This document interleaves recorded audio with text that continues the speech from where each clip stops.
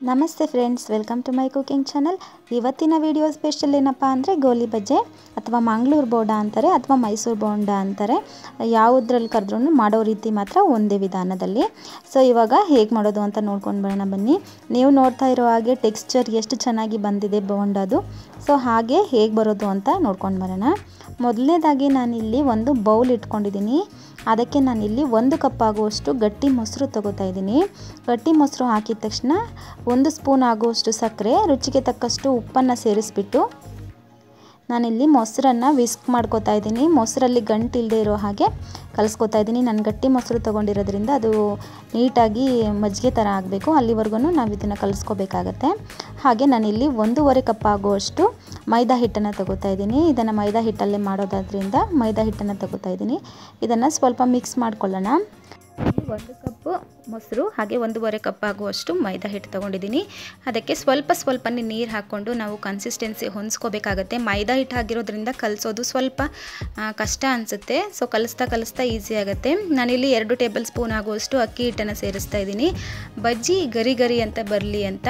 ಹಾಗೆ 1 table spoon ಆಗುವಷ್ಟು cooking ಆಯಿಲ್ನ use ಮಾಡ್ತಾ ಇದ್ದೀನಿ. ಹಾಗೆ ನಾನಿಲ್ಲಿ 1 ಟೇಬಲ್ ಸ್ಪೂನ್ ಆಗುವಷ್ಟು ಜೀರಿಗೆ, ಜೊತೆಯಲ್ಲಿ 2 ರಿಂದ 3 ಹಸಿಮೆಣಸಿನಕಾಯಿನ ಚಿಕ್ಕದಾಗಿ ಹೆಚ್ಚಿಕೊಂಡಿದ್ದೀನಿ, 1 ಇಂಚು ಶುಂಠಿಯನ್ನು ತುರ್ಕೊಂಡಿದ್ದೀನಿ, ಒಂದು 10 ರಿಂದ 15 ಹೆಸಳು ಕರಿಬೇವನ್ನು ಚಿಕ್ಕದಾಗಿ ಕಟ್ ಮಾಡಿಕೊಂಡು ಹಾಕೋತಾ ಇದ್ದೀನಿ.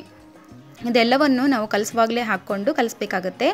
ಹಾಗೆ ಸ್ವಲ್ಪನೇ ನೀರನ್ನು ಹಾಕ್ಕೊಂಡು ಕಲಿಸ್ಕೋಬೇಕಾಗತ್ತೆ. ನಾನು ಮೊದಲೇ ಹೇಳಿರೋದ್ರಿಂದ ಮೈದಾ ಹಿಟ್ಟು ಸ್ವಲ್ಪ ಕಲಿಸ್ಲಿಕ್ಕೆ ಕಷ್ಟ. ನೋಡಿ ಬರ್ತಾ ಈ ರೀತಿ ಆಗುತ್ತೆ. ಸ್ವಲ್ಪನೇ ನೀರು ಹಾಕ್ಕೊಂಡು ನಾವು ಕಲಿಸ್ಕೊಳ್ತಾ ಬರಬೇಕಾಗತ್ತೆ. ನೋಡಿ ಈಗ ಲಾಸ್ಟಲ್ಲಿ ಕಲಿಸಿದ್ದಾಗಿದೆ. ಈ ರೀತಿಯಾಗಿ ಇನ್ನೊಮ್ಮೆ ವಿಸ್ಕ್ ಮಾಡಿ ಎಲ್ಲೂ ಗಂಟು ಇಲ್ಲದೆ ಇರೋ ಹಾಗೆ ನಾವು ಕಲಿಸ್ಕೋಬೇಕಾಗತ್ತೆ.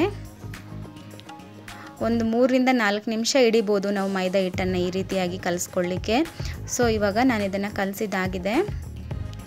ಹೇಗಿರಬೇಕು ಅಂದರೆ ಹದ, ಈಗ ನೀರು ಎತ್ಕೊಂಡು ಕೈಯಲ್ಲಿ ತಗೊಂಡು ಕೆಳಗಡೆ ಬಿಟ್ಟರೆ ಉಂಡೆಯಾಗಿ ಬೀಳಬೇಕು, ಹಾಗೆ ಹದ ಬರಬೇಕು. ನೋಡಿ ಈ ರೀತಿಯಾಗಿ. ಸೊ ಇವಾಗ ಇದು ಹದಕ್ಕೆ ಬಂದಿದೆ. ನಾವಿದನ್ನು 2 ರಿಂದ 3 ಗಂಟೆಗಳ ಕಾಲ ನೆನೆಲಿಕ್ಕೆ ಇಡಬೇಕಾಗುತ್ತೆ. ಕನಿಷ್ಠ ಅಂದರೆ 2 ರಿಂದ 3 ಗಂಟೆಗಳ ಕಾಲ ನಾವು ಇದನ್ನು ನೆನೆಲಿಕ್ಕೆ ಬಿಡಬೇಕಾಗತ್ತೆ. ಎಲ್ಲ ಸ್ವಾದನ್ನು ಮೈದಾ ಹಿಟ್ಟು ಹೀರ್ಕೋಬೇಕಾಗತ್ತೆ, ಅಲ್ಲಿವರೆಗೂ ಬಿಡಬೇಕಾಗತ್ತೆ. ಇವಾಗ ನಾನು 2 to 3 hours ಬಿಟ್ಟಿದ್ದೀನಿ. ಇದಾದ ನಂತರ ನೋಡಿ ಸ್ವಲ್ಪ ಉಬ್ಕೊಂಡಿರೋ ಹಾಗೆ ಕಾಣಿಸ್ತಾ ಇದೆ.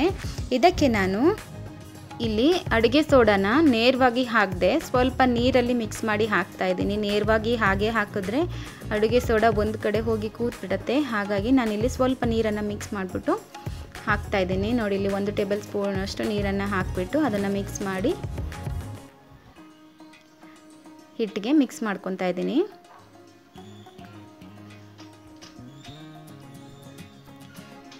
ಹಾಗೆ ಇಲ್ಲಿ ಎಣ್ಣೆ ಕಾಯಲಿಕ್ಕೆ ಕೂಡ ಇಟ್ಟಿದ್ದೀನಿ. ಎಣ್ಣೆ ಕಾದಿದೆ. ನಾವು ಏನು ಮಾಡಬೇಕಂದ್ರೆ ಸ್ವಲ್ಪ ನೀರನ್ನು ಕೈಯಲ್ಲಿ ಎತ್ಕೊಂಡು ಹೀಗೆ ಬಿಡಬೇಕಾಗತ್ತೆ. ನಮಗೆ ಯಾವ ಗಾತ್ರಕ್ಕೆ ಬೇಕು ಆ ಗಾತ್ರಕ್ಕೆ ನಾವು ಇಲ್ಲಿ ಬಜ್ಜಿಯನ್ನು ಬಿಟ್ಕೋಬೇಕಾಗತ್ತೆ, ಗೋಲಿ ಬಜ್ಜಿಯನ್ನು. ಇವಾಗ ಹೀಗೆ ತಿರುವಿ ಹಾಕೋತಾ ನಾವು ಬಿಟ್ಕೋಬೇಕಾಗತ್ತೆ. ನೋಡಿ ಒಂದು 3 ನಿಮಿಷಗಳ ಕಾಲ ಈ ರೀತಿಯಾಗಿ ಎಣ್ಣೆಯಲ್ಲಿ ಬೇಯಿಸ್ಕೊಂಡ್ರೆ ನೋಡಿ ಇವಾಗ ಕರ್ಕೊಂಡಿದ್ದಾಗಿದೆ. ಈಗ ಇದನ್ನು ನಾನು ತೆಗೆದಿಟ್ಕೋತಾ ಇದ್ದೀನಿ. ನಿಮಗೆ ಯಾವ ಗಾತ್ರಕ್ಕೆ ಬೇಕು ಆ ಗಾತ್ರಕ್ಕೆ ನೀವು ಮಾಡ್ಕೋಬೋದು. ನೋಡ್ತಾ ಇದ್ದೀರಲ್ವ ಎಷ್ಟು ಈಸಿಯಾಗಿ ನಾವು ಗೋಲಿ ಬಜ್ಜಿಯನ್ನು ಮಾಡ್ಕೋಬಹುದು ಅಂತ. ಕಲರ್ಫುಲ್ಲಾಗಿ ಕಾಣಿಸ್ತಾ ಇದೆ, ಅಷ್ಟೇ ಟೇಸ್ಟಿಯಾಗಿ ಕೂಡ ಇರುತ್ತೆ. ನಾನು ಇದ್ರ ಜೊತೆಯಲ್ಲಿ ಚಟ್ನಿ ಕೂಡ ಮಾಡ್ಕೊಂಡಿದ್ದೀನಿ, ಕಾಯಿ ಚಟ್ನಿಯನ್ನು.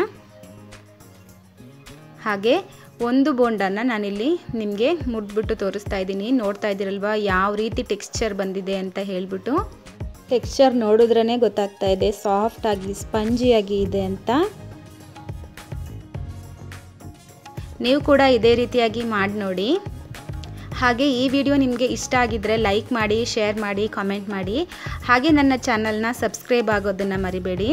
ಮುಂದಿನ ವಿಡಿಯೋದಲ್ಲಿ ಸಿಗೋಣ. Thank you.